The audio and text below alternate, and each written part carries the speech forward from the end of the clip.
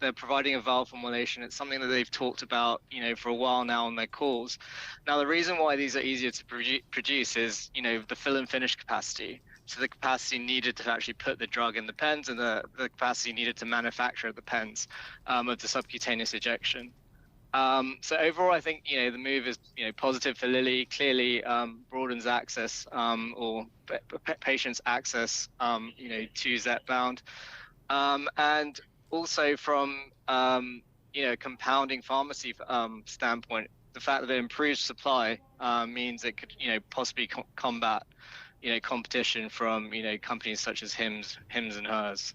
Yeah, Lilly not so subtly saying that they want to aim to protect patients from, quote, counterfeit, fake, unsafe, or untested knockoffs. So how does that impact kind of the business and demand if we're seeing a cheaper version being sold and maybe trying to court some of those Hims and Hers GLP-1 users? How does that impact kind of the total addressable market and expectations for sales of Zepbound?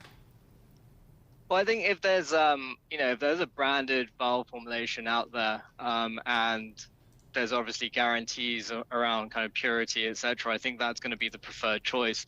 The fact that you're introducing these vials into the market would suggest that some of that supply burden and supply shortage, which is needed for a compounding pharmacy to produce a drug that is on patent, some of that will be alleviated there. So that's kind of why we think it's positive for Lilly. As to whether companies like Hims and Hers will continue producing their versions of the GLP-1s, I mean, that remains to be seen. But I imagine if they do, Lilly will probably challenge it. When people then do their own shots, like administer it, like is there a risk in that? Like what kind of uptake are we expecting from that? Because I would be scared to do it, but maybe that's just me. I mean, I think judging by what we saw for uptake of these compounded drugs, there's clearly a appetite for injectable therapy injections. Now we look to the diabetes market. Some of the insulins used to be injections. So I mean, I think it's not. I mean, there's clearly kind of an increased kind of dosing burden associated with these injections. So they're probably not going to be suitable for all, but I think there is going to be an appetite for it. What does this mean for the competitive landscape? So you have Lilly, you have Novo. To your point, you have Hims and Hers. Like, is this going to create a pricing war, or am I reading too much into that? No, I mean, when we look at the the headline said 50%, discount. But we need to remember that, on a net price basis, so, after taking account all the rebates and discounts, the pricing is probably, fairly similar to the current net prices that we're seeing now. At the moment, it's an underpenetrated market.